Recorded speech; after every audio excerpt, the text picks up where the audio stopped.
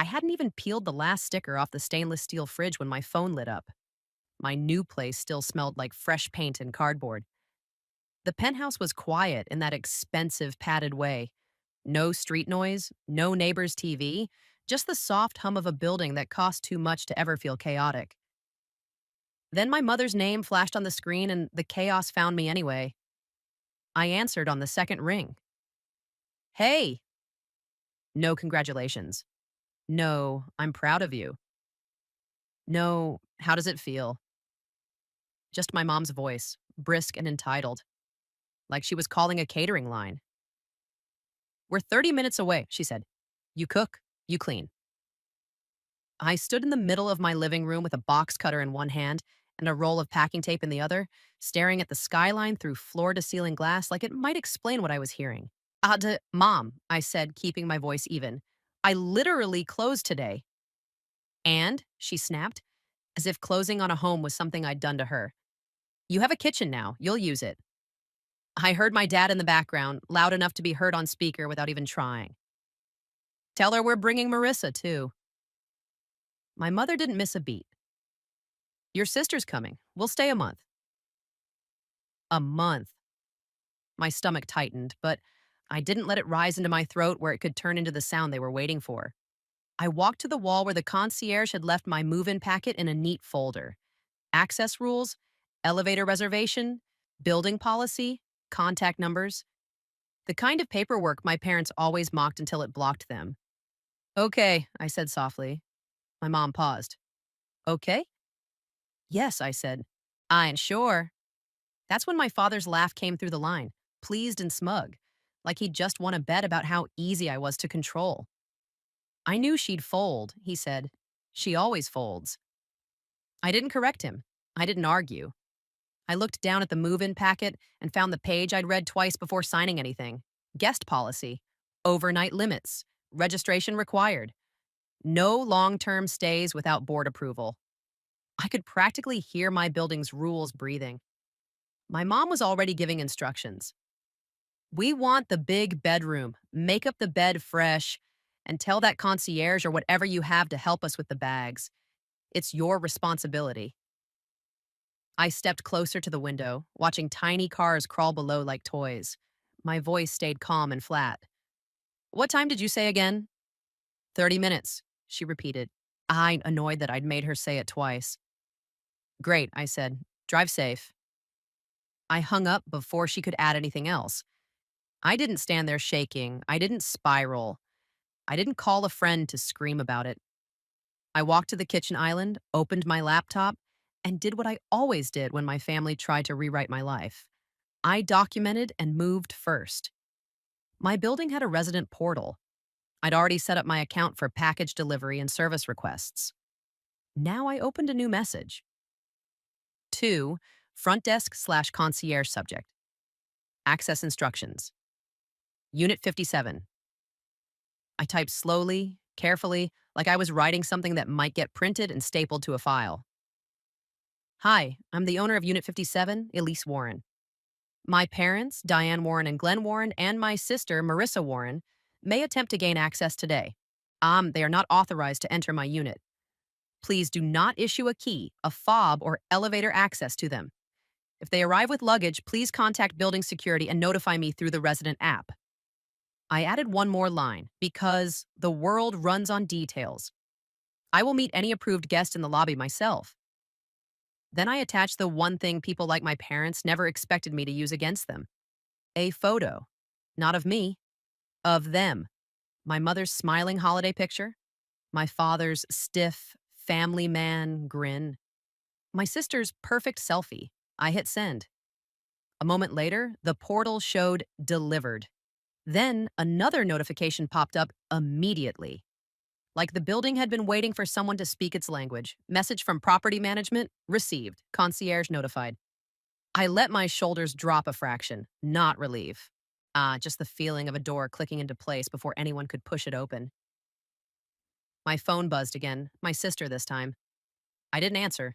A second buzz, then a third. A text followed. Marissa.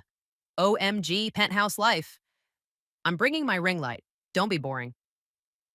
I stared at the screen, then turned it face down on the counter. I didn't buy this place for content. I bought it for air. A few minutes passed. I opened one more tab and pulled up the building's camera feed. Limited access, lobby only, the kind residents could view for security reasons. Grainy, angled, but time-stamped. I didn't have to wait long. At exactly the time my mother said they'd arrive, the revolving door spun, and my parents stepped into the lobby like they owned it. My mother wore a coat too nice for someone who'd never once offered to help me move. My father carried himself like the building should thank him for entering it. And my sister followed behind them with two suitcases and her phone already held up, filming. They marched straight to the front desk. The concierge on duty, an older man with silver hair and the kind of polite stillness that comes from years of watching rich people throw tantrums, looked up with a practiced smile. My mom leaned forward, speaking fast, like speed could replace permission. I couldn't hear the words through the silent feed, but I didn't need to. I'd heard this script my whole life. My father tapped the counter once, impatient. Marissa panned her camera around the lobby like it was her set. Then the concierge's expression shifted. Subtle, professional, but unmistakable. He glanced down at his screen. He typed. He looked up again. Outdoor, and this time he didn't smile wider. He smiled less. My mother's mouth kept moving. My father's hand lifted, pointing toward the elevators like he was giving directions. And the concierge did something that made my stomach go completely still. He held up a hand. Not a wave. A stop. My mother's head snapped back like she couldn't believe she'd been paused. My father leaned in, annoyed. Marissa lowered her phone, confused. The concierge reached under the desk and pulled out a sealed envelope, white, thick, already prepared. Then he turned it so my mother could see the front. My handwriting was on it. And even through a grainy lobby camera, I saw my mother's face change when she realized the envelope wasn't a welcome. It was a boundary. I watched the lobby feed from my kitchen island with my laptop open and my coat still on. Down there, my mother was doing what she always did when a boundary appeared in front of her. She treated it like a personal insult. The concierge didn't flinch. He stood straight behind the desk, one hand resting near his keyboard, the other holding that sealed envelope like it weighed more than paper. My mother reached for it. He didn't hand it over yet. He said something, short, practiced, and pointed to his screen. Then he turned the screen slightly, just enough for her to see he wasn't improvising. He was reading instructions. My father leaned in, jaw tight, and tapped the counter again like the building was a vending machine, and he just needed to hit the right spot. Marissa lowered her phone for the first time and squinted at the envelope as if she couldn't believe I'd written anything without sending her a preview. My mother's lips moved fast. The concierge stayed slow. Then he finally slid the envelope forward. My mother snatched it like she expected keys to fall out. She tore it open right there in the lobby. No hesitation, no dignity, pulling out a single sheet, then another. She read the first lines and her face shifted from smug to offended in real time. My father's expression followed a second later, like he was reading it over her shoulder and realizing it wasn't a joke. Marissa tried to grab the paper. My mother yanked it away from her. I couldn't hear the words through the silent feed, but I knew my handwriting anywhere. I'd kept it simple on purpose. Not emotional, not pleading, not a long explanation they could pick apart, just a statement they couldn't misquote. You are not authorized to enter my unit. You are not authorized to receive keys, a fob, or elevator access. Any attempt to bypass staff instructions will be treated as trespass. I'd asked property management to add a second page behind it. The building's guest policy excerpt, printed and dated, with the relevant lines highlighted. Not for my parents, for the staff. Because staff don't act on family drama, they act on policy. My phone buzzed on the counter. Mom, I let it ring. Another buzz. Dad, I let it ring. Then Marissa. Then a text from my mother, all caps in the way she used when she wanted to scare me back into my place. Open the elevator. This is humiliating. I didn't answer. Instead, I opened the resident portal again and clicked into my sent message. My instructions to the front desk. There was a reply now. Concierge. Ms. Warren, thank you. They arrived with luggage and requested access in. We have denied entry to your unit per your instructions. Please advise if you would like security to issue a formal removal request. Formal removal request? That phrasing was like a clean line drawn in ink. I typed back with my thumbs resting lightly on the screen, calm enough that my hands didn't shake. Please notify security. I will come to the lobby in 5 minutes. I grabbed my keys and walked to the elevator like I was going to meet a delivery. Inside the mirrored elevator, my face looked too composed for what I was feeling. My stomach was tight. My pulse was loud in my ears, but my expression stayed neutral. Because if I went down there angry, they'd turn it into a scene where I was the villain. If I went down calm, the building would do the scene for me. The doors opened into the lobby, and the air hit different. Cooler, eyes quieter, sharper. My mother spotted me immediately and pointed like she'd been waiting for the dramatic moment where I begged for peace. There she is, she snapped, loud enough that a couple in business clothes turned to look. Elise, what is wrong with you? I didn't look at the couple. I looked at the concierge. He gave me a small nod. Professional, grateful, almost relieved. Security had arrived too, not a cop, not a bouncer. Just a tall man in a dark blazer with an earpiece and a posture that didn't invite negotiation. My father stepped in front of him automatically, like he was used to taking up space and getting his way with it. We're her family, my father said. We're staying with our daughter. This is ridiculous. Security didn't respond to my father at all. He looked at me. Ms. Warren, he said, are these guests authorized to access your unit? My mother's head snapped toward me. Guests? She repeated, offended. I'm her mother. I kept my voice low and even. They're not authorized. It was one sentence, no extra. My mother went rigid. You can't mean that. My father tried a softer tactic, the one he used when he wanted to sound reasonable while still taking my oxygen. Elise, he said, spreading his hands, we drove all the way here. We brought bags. We're tired. Your sister cleared her schedule. This is what family does. Marissa lifted her phone again, as if filming would pressure me into changing reality. Tell them to let us up, she said sweetly. It'll be cute, like a housewarming. I watched her screen catch my face, then I looked away and addressed the concierge instead. Do you have my message on file? I asked. Yes, ma'am, he said. He tapped his monitor once, then turned it slightly toward me. I saw my own words displayed under my unit number, time-stamped and labeled. Access restriction, do not admit. My mother saw it too, and her eyes widened like she'd just witnessed betrayal in a language she couldn't argue with. She thrust the torn paper at me. You wrote this? You really wrote this? I did, I said. My father's jaw clenched. So you're going to leave us in the lobby? I didn't answer that. I didn't give him the satisfaction of turning this into a moral debate. I pointed toward the envelope pages still crumpled in my mother's hand. The building has rules, I said, and I'm following them. My mother's laugh turned sharp. Rules? You're hiding behind rules now? Yes, I said, still calm. Because you don't listen to anything else. Marissa scoffed loudly. Oh my God, she thinks she's so important. My mother took a step closer, eyes hard. We are staying. You can't stop us. Security shifted slightly, not threatening, just present. The concierge spoke softly, almost apologetic. Ma'am, we cannot grant elevator access without resident authorization. My father tried a new angle.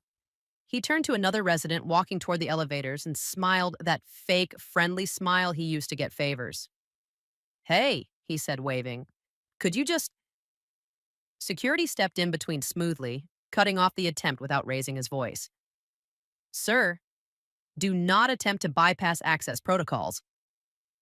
My father's smile vanished. Excuse me. Security didn't move. You were instructed not to enter. My mother's face went red. She looked around the lobby like she was searching for someone to shame on her behalf. Then she turned back to me and hissed, low and poisonous. You bought this place and now you think you're above us. I held her gaze. My voice stayed quiet. I think I'm allowed to say no. My father's tone hardened. So what's the plan, Elise? You're going to make us sleep in the car? Marissa cut in, voice bright, cruel. Or maybe she wants us to beg. She loves being difficult. I didn't react. I reached into my bag and pulled out my phone. Not to call them, to show the one person who mattered in this lobby what my mother was pretending didn't exist. I opened the resident portal and tapped the building policy page I'd saved. I held it out to security. He glanced at it, then nodded once. Professional, confirming. Ms. Warren, he said, turning slightly toward my parents. This property is private. Without authorization, you must leave the premises. My mother's mouth fell open like the words were physically impossible. My father stepped forward, voice rising. You can't throw us out. We're her parents.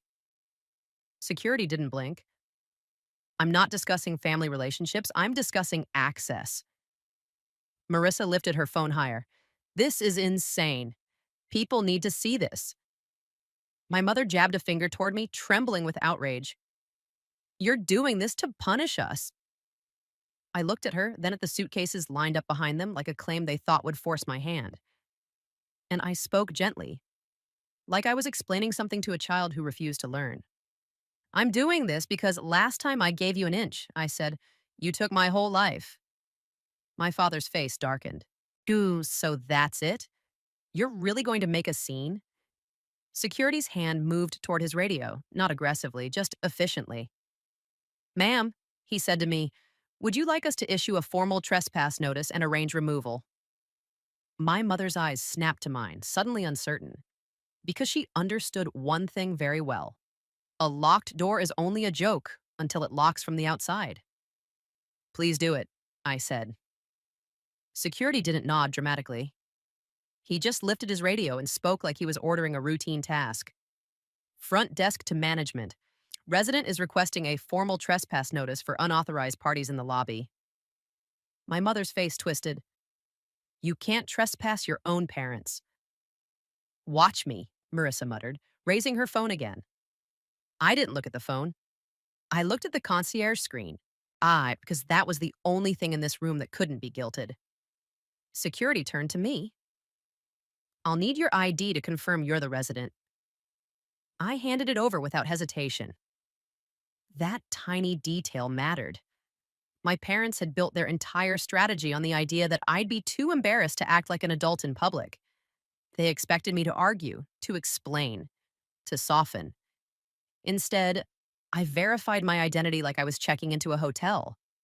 Security glanced at the name, then at my face, then back at the card. He handed it to me and turned to my parents. Ma'am, sir, you need to leave the premises. My father laughed, sharp. We're not leaving. This is our daughter. Security's expression didn't change. This is private property. You are not authorized. My mother stepped forward, voice climbing. Elise, what are you trying to prove? I kept my tone quiet. That no is a complete sentence. That landed badly. Not because it was cruel, but because it was final. Marissa scoffed loudly. Oh, please. She's acting like she's some celebrity. Then my sister did what she always did when she felt control slipping. She changed the story. She turned her phone screen outward, as if the presence of an audience would bend reality. Guys, my sister just bought a penthouse, and she's kicking her parents out like strangers, she said, performing shock for whoever was watching.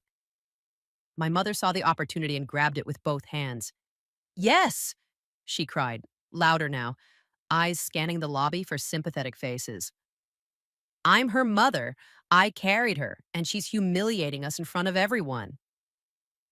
A couple waiting by the mailroom shifted uncomfortably.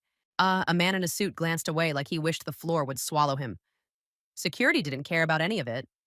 He tapped his earpiece, listening, then nodded once. Property manager is on the way, he said. My father's eyes narrowed. Good. Someone with sense. 2 minutes later, a woman in a charcoal blazer crossed the lobby with a tablet in her hand and a key ring clipped at her waist. Her hair was pulled back tight, the way people wear it when they have no patience for nonsense. Ms. Warren? She asked. Yes, I said. She glanced at her tablet. I'm Celia Calder, property management. I understand there are unauthorized parties attempting access. My mother stepped forward immediately, switching into her sweetest voice like it was a different outfit. Celia, thank God. We're her family. We're staying with her. She's being emotional. Celia didn't even look at her. She looked at me. Are they authorized to access your unit? No, I said. Celia tapped her tablet once. Understood. My father's smile returned, confident. You can't keep family out of a building she owns. Celia finally looked at him, calm and unbothered. Ownership does not create guest rights. Authorization does. She turned the tablet slightly toward me. On the screen was my resident profile, time-stamped from that morning. Authorized occupants, Elise Warren only. Guest access. Resident must meet guests in lobby. No long-term stays without approval. It wasn't emotional, it was administrative. My mother's face tightened. That's just a setting. Change it. Celia's voice stayed flat. I cannot change it without the resident's request and verification. Marissa's laugh turned nasty. She requested it. She's being dramatic. Celia didn't react. She tapped again. Miss Warren, do you wish to issue a formal trespass notice? Yes, I said. My father's jaw clenched. You're really doing this. Celia pulled up a form on her tablet. I'll need names. My mother lifted her chin. Diane Warren. My father spat his out like a challenge. Glenn Warren. Marissa stepped forward, still filming. Marissa Warren. Celia's eyes flicked to the phone. Recording staff is not permitted. Marissa rolled her eyes. It's a free country. Celia didn't argue. She just looked at security. Please ask her to stop filming or to leave. Security stepped forward one pace. Ma'am, stop recording or exit the lobby. Marissa lowered the phone, fuming, and Celia began typing. My mother leaned toward me, voice sharp again now that the sweet voice failed. You're going to regret this. I didn't answer.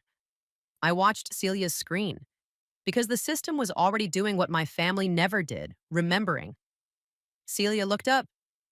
I also need identification from each of you to attach to the notice. My father's expression shifted, just slightly. Why? Because, Celia said, if you return, we need to document it. This protects the building and the resident. My mother hesitated. My father hesitated. Marissa hesitated. And in that hesitation, I saw the real problem. They didn't just want access, they wanted access without being recorded. My mother recovered first. She shoved her purse strap higher. This is ridiculous. We don't have to show you anything. Celia nodded once. Anch, then you will leave voluntarily or security will request removal. My father's voice rose. We drove here. We have suitcases. She invited us. Celia's eyes didn't blink. Do you have written authorization from Ms. Warren? My mother's lips pressed together, then she smiled. Too fast, too pleased, like she'd been waiting for that exact question. Yes, she said. My stomach went completely still. My mother reached into her tote bag and pulled out a folded sheet of paper, already creased like it had been handled and rehearsed. She held it up like it was a winning card. She signed this, my mother said loudly. It says we're allowed to stay for a month. Celia took it without expression and unfolded it. At a glance, it looked official. Typed lines, my name at the top, a neat signature at the bottom. But I recognized the signature immediately. Not because it was mine, because it was an older version, one I used years ago before I changed it after a fraud scare at work. My mother had copied it from an old document, a form, a card, something she'd kept like a weapon. Celia's eyes moved over the page, then she looked up at me. Did you sign this? She asked. No, I said. My mother snapped. She's lying. Celia didn't react to my mother. She turned her tablet toward me and opened my onboarding signature from earlier that day, digital, time-stamped, and clean. Then she held the paper next to the tablet. The mismatch was obvious. Different shape, different stroke, different ending curl. My father's face changed first, not outrage. Calculation. Celia's voice stayed calm but colder now. This document appears to be falsified. My mother's eyes widened. Excuse me. Celia handed the paper back like it was suddenly contaminated. Attempting to obtain access with forged authorization is serious.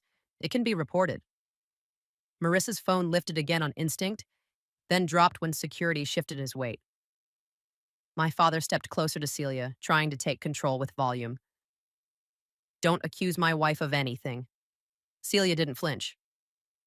Sir, this is not a debate. If you do not leave immediately, we will issue the trespass notice and request police assistance. My mother's voice went shrill. Police? Over a family visit? Celia looked at her with the kind of calm that ends conversations. Over attempted fraud? Yes. My mother's mouth opened, then closed. And right then, right in the tiny pause where her confidence fell apart, I heard her whisper to my father, low and urgent, Fine. If we can't get in, we make her look unstable. My skin went cold, because I knew that tactic too. And before I could even breathe out, my phone buzzed in my pocket with an incoming call from an unknown number, while Celia's hand hovered over her radio. I stepped a few feet away from the desk and answered the unknown number with my voice low. Hello, a woman replied immediately, professional and careful. Ms. Elise Warren, this is Harper with Greenridge Title. I'm calling because we received a change request on your file. My pulse didn't spike. It flattened. What kind of change request? I asked. A request to update your mailing address and add additional authorized contacts, Harper said. It was submitted online and referenced your closing today. We have a fraud safeguard on new purchases, so the system stopped it and flagged your account. I stared at my mother's face across the lobby, still bright with outrage, still convinced volume could rewrite reality. What address did they try to change it to? I asked. Harper hesitated, then read it out. It wasn't my address. It was a rented mailbox across town. One of those places with a street number label that looks official enough to fool automated systems. My skin went cold in a clean way. And who did they try to add? I asked. Harper paused.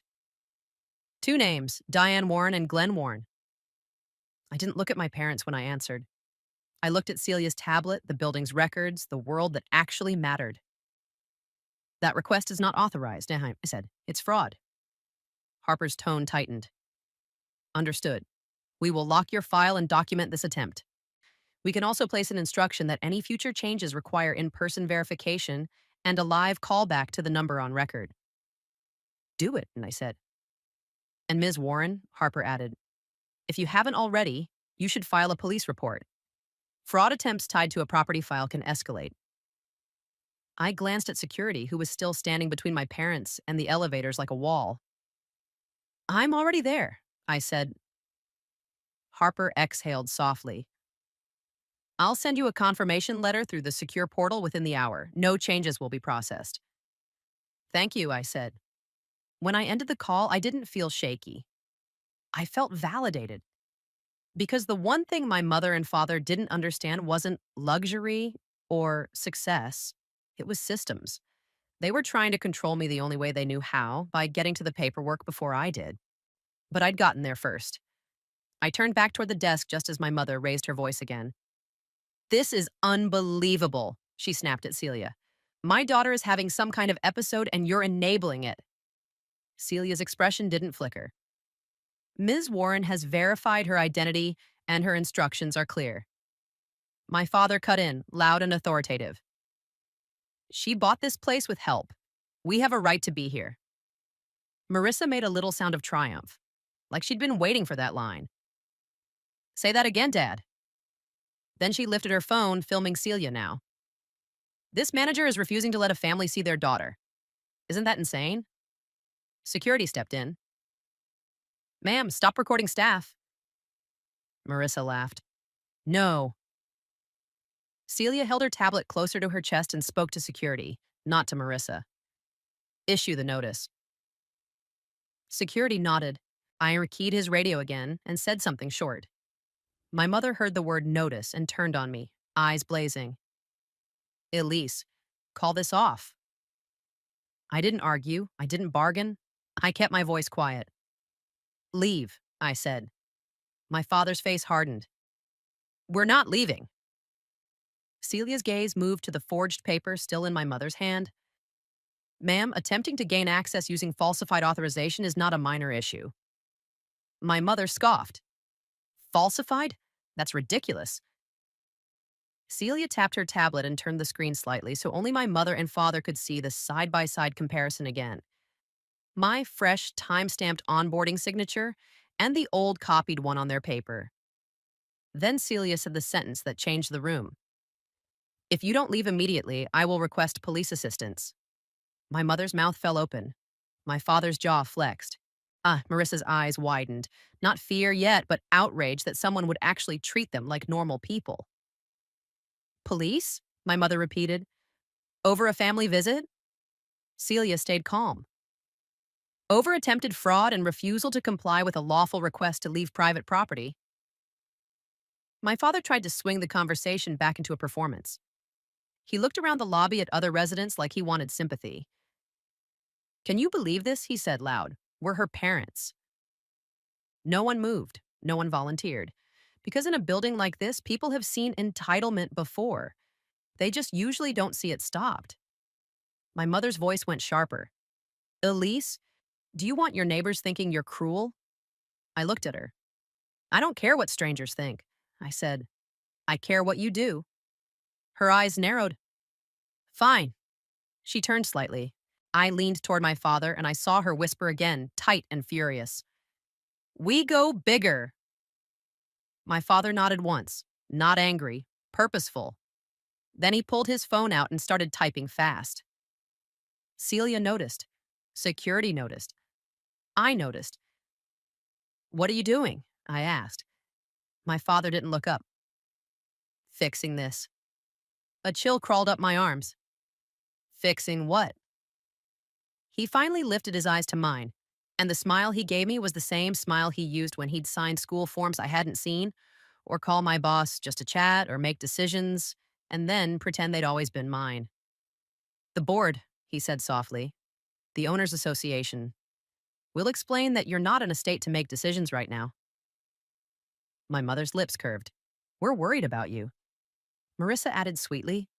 Concerned family. Celia stepped forward, voice still even but sharper now. Sir, if you're attempting to file a complaint or request access through management channels using false information, you should stop. My father's eyes didn't move off me. You don't tell me what to do. Celia turned to security. Call. Security lifted his radio again. And right then, like the building itself was answering, the front doors opened and two uniformed officers walked in. Calm, unhurried, already briefed. My mother straightened immediately, switching masks so fast it almost looked practiced. Thank goodness, she said, stepping forward. Our daughter is. One of the officers held up a hand. We're here for a trespass request. The words hit my parents like a slap. Celia approached the officers and spoke in short, clean sentences. Unauthorized access attempt, forged authorization, refusal to leave, resident verified. Ein staff recorded. The officer turned to me. Ma'am, are these individuals authorized to be on the property? No, I said. My mother's eyes flashed. Elise! The officer nodded once, then turned to my parents.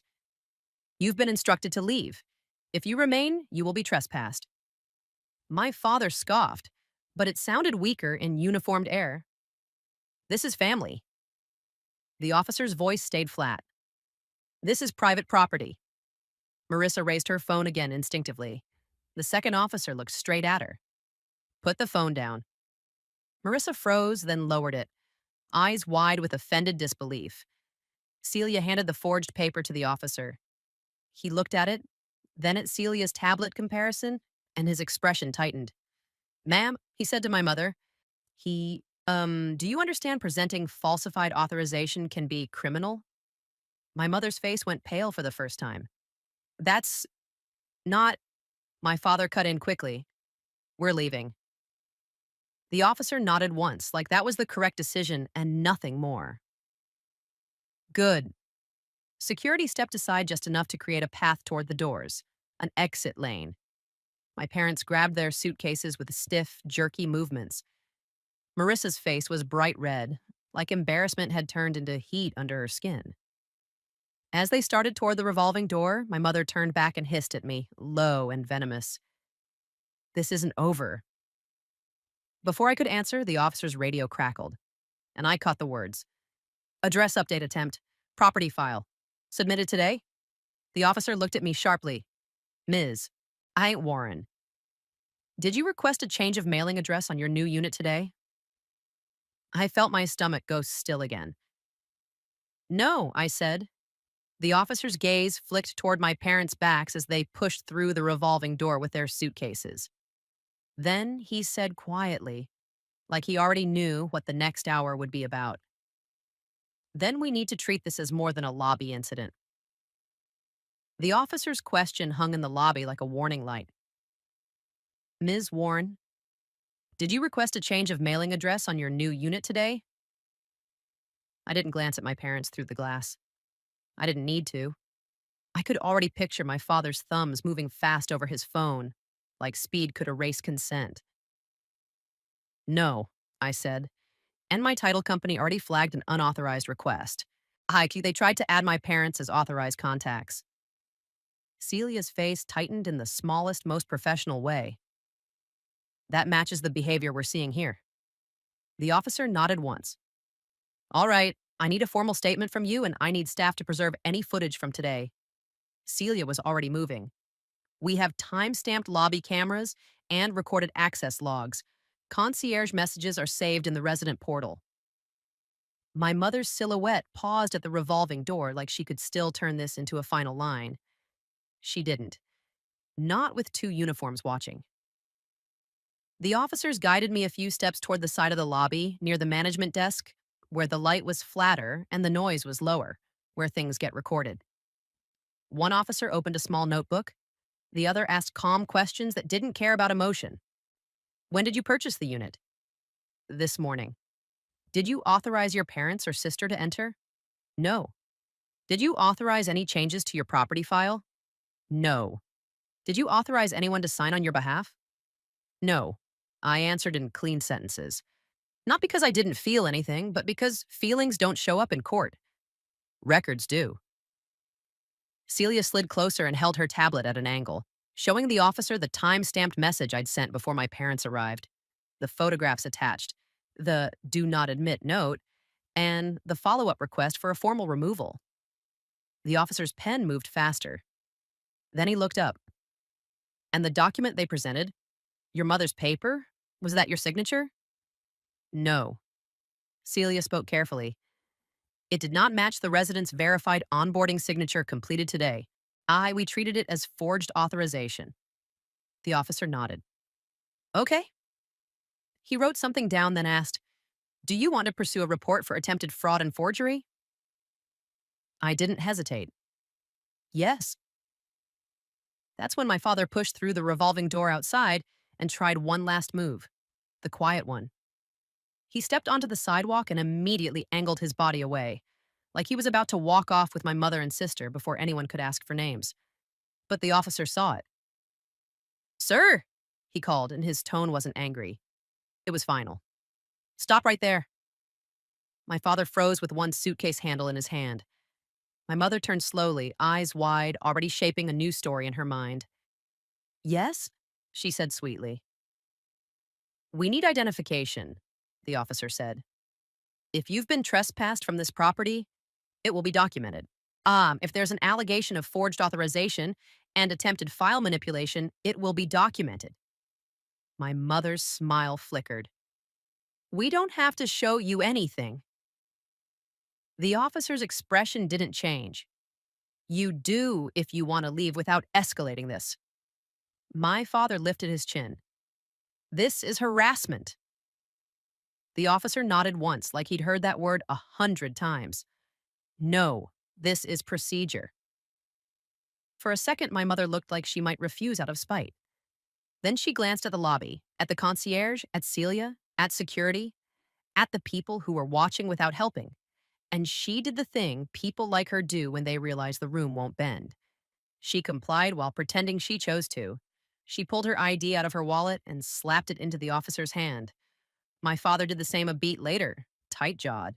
Marissa hesitated longer than both of them, then shoved hers forward, cheeks burning.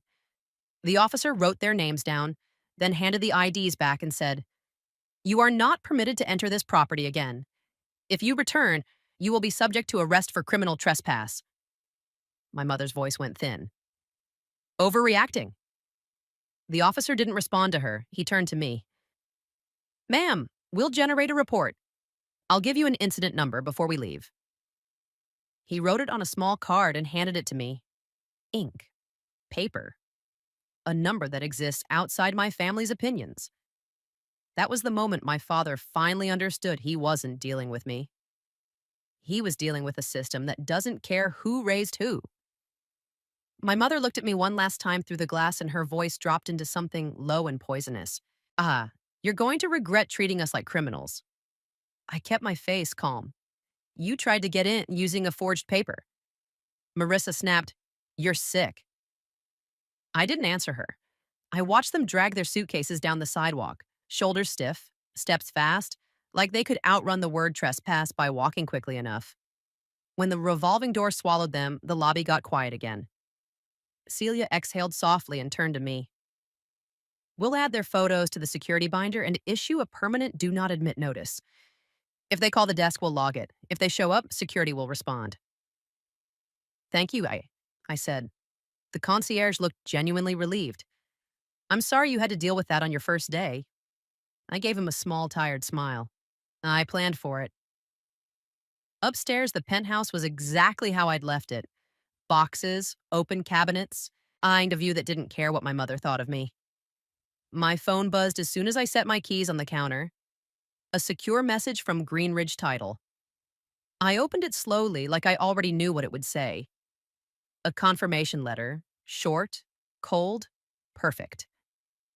It stated that the unauthorized change request was denied, the file was locked, and any future modifications would require in-person verification and a callback to my number on record.